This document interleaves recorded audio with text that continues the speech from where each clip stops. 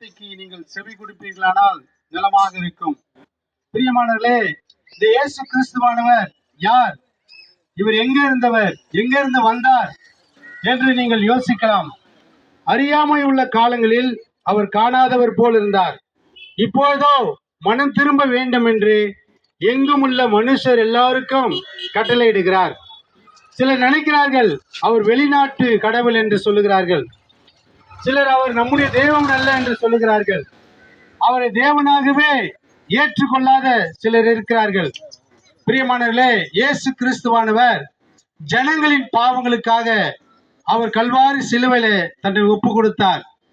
வேதாகமத்தில் சொல்லப்பட்டிருக்கிறது. மத்திய சுவிசேஷம் 1 அதிகாரம் 21 வசனத்தில், இதோ ஒரு ஸ்திரீ கர்ப்பவதியாகி ஒரு குமாரனை பெறுவாள், அவருக்கு இயேசு என்று பெயரிடுவாயாக. ஏனென்றால் அவர் ஜனங்களின் பாவங்களை நீக்கி ரட்சிக்கிறவர் என்று சொல்லப்பட்டிருக்கிறது. இயேசு என்றால் ஜனங்களின் பாவங்களை நீக்கி ரட்சிக்கிறவர். இன்றைக்கு மனிதர் பாவம் செய்து தேவ மகிமையற்றவர்களாக இருக்கிறார்கள். நன்மை செய்கிறவன் இல்லை, ஒருவனாகிலும் இல்லை. பாவம் இந்த உலகத்தில் பெருகி இருக்கிறது. இந்த பாவம் எதனாலே வந்தது என்று பார்க்கும்போது, ஆதியிலே தேவன் ஒரு மனிதனை படைத்தார். ஆதாம் ஏவாள் என்ற இருவரை படைத்தார். அவர்கள் மூலியமாகத்தான் பாவம் வந்தது. பாவம் என்றால் நீங்க நினைக்கலாம், ஓ இப்படிதான் பாவம், கொலை செய்தாதான் பாவம், விபச்சாரம் செய்தாதான் பாவம் என்று நினைக்கலாம். பாவத்தின் அடிப்படையான காரியம் என்னவென்றால், தேவன் எதை செய்ய சொன்னாரோ அதை செய்யாமல் போனார்கள். தேவன் எதை செய்யக்கூடாது என்று சொன்னாரோ அதை செய்தார்கள். அதுதாங்க பாவம். தேவன் சொன்னதை செய்யாமல் போனதும், தேவன் செய்ய சொன்னதை செய்யாமல் போனதும், தேவன் செய்ய வேண்டாம் என்று சொன்னதை செய்வதுதான் பாவம்.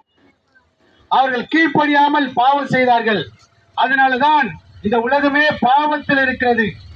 இந்த பாவத்தில் இருக்கிற மனிதர்களை மீட்கும்படியாக தான் இயேசு கிறிஸ்து மனிதனாக இந்த உலகத்தில் வந்தார். அவர் மனிதனாக இந்த உலகத்தில் வந்த அந்த நாள் தான் இன்றைக்கு 2024 ஆண்டு என்று சொல்லுகிறோமே. இயேசு கிறிஸ்து மனிதனாக வந்த ஆண்டுதான். வேதாகமத்தை அங்கே சொல்லப்பட்டிருக்கிறது. இயேசு மனிதனுக்காக இந்த உலகத்தில் வந்தார். அவர் வந்த இந்த நாளை தான் சொல்லுகிறார்கள் 2024 ஆண்டு என்று சொல்லுகிறார்களே. பிரியமானவர்களே, இயேசு மனிதனுக்காக இந்த உலகத்தில் வந்தார். அதுதான் காலத்தை 2ஆக பிரித்திருக்கிறார்கள், கிமு கிபி என்று. கிறிஸ்து பிறப்பதற்கு முன்பே, கிறிஸ்து பிறப்பதற்கு பிந்தி என்று சொல்லப்படுகிறது. இயேசுவானவர் நமக்காக இந்த உலகத்தில் வந்தார். அவர் சிந்தின விலையேறப்பட்ட ரத்தத்தினால மனிதனுடைய பாவங்கள் நிவர்த்தியாக்கப்பட்டது. பிரியமானவர்களே, இங்கே வேதம் சொல்லுகிறது, ரத்தம் சிந்துதல் இல்லாமல் பாவ மன்னிப்பு இல்லை என்று. அங்கே ஆடுகள், கோழிகள் இதெல்லாம் மனிதனுடைய பாவத்தை நிவர்த்தியாக்கும் என்று நினைக்கிறார்கள். அதெல்லாம் மனிதனுடைய பாவத்தை நிவர்த்தியாக்காது. இயேசு கிறிஸ்துவின் ரத்தம் சகல பாவத்தை நீக்கி நம்மை சுத்திகரிக்கும் என்று வேதம் சொல்லுகிறது. உங்கள் மத்தியில பேசிக் கொண்டிருக்கிற நானும் கூட ஒரு காலத்துல பாவத்துல வாழ்ந்து கொண்டிருந்தேன். இந்த இயேசுவை அறியாமல் துன்மார்க்கத்துல ஜீவித்துக் கொண்டிருந்தேன். பிரியமானவர்களே, இந்த இயேசு கிறிஸ்து என்னை ரட்சித்தார். உங்களை ரட்சிக்க அவர் ஆவலாய் காத்து கொண்டிருக்கிறார். இதோ வாசப்படியில நின்று கதவை தட்டுகிறேன். ஒருவன் என் சத்தத்தை கேட்டு கதவை திறந்தால் நான் அவனுக்குள் பிரவேசித்து அவனோடு கூட போஜன பானம் பண்ணுவேன் என்று சொல்லுகிறார். பிரியமானவர்களே, இந்த இயேசு கிறிஸ்து உங்களுக்கு வேண்டாமா?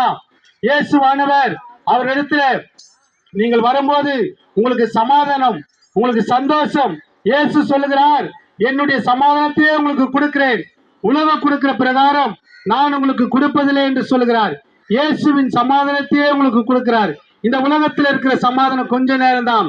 2 மணி நேரம் சமாதானம், 3 மணி நேரம் சமாதானம். இந்த சமாதானத்துக்காக தான் மனிதர்கள் அலைந்து திரிகிறார்கள்.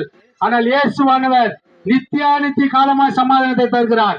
அந்த சமாதானத்தை எப்படி தருகிறார் என்று பார்த்தால், நம்முடைய மீறுதல் நிமித்தம் அவர் காயப்பட்டு, நம்முடைய அக்கிரமம் நிமித்தம் அவர் நொறுக்கப்பட்டார். நமக்கு சமாதானத்தை உண்டு பண்ணும் ஆக்கினை அவர் மேல் வந்தது. அவருடைய தயம்புகளால் நாம் குணமாகிறோம் என்று பார்க்கிறோம். இயேசு கிறிஸ்து நமக்கு சமாதானத்தை தரும்படியாக கல்வாரி சிலுவையிலே தன்னை தானே ஒப்பு கொடுத்தார். பிரியமானவர்களே, இயேசு சிந்தின விலையேறப்பட்ட ரத்தத்தினாலே சமாதானத்தை உண்டு பண்ணுகிறார் என்று பரிசுத்த வேதாகமத்தில் சொல்லப்பட்டிருக்கிறது. ஆகினாலே இந்த இயேசு கிறிஸ்துவை நீங்கள் விசுவாசியுங்கள், ஏற்றுக்கொள்ளுங்கள், நம்புங்கள்.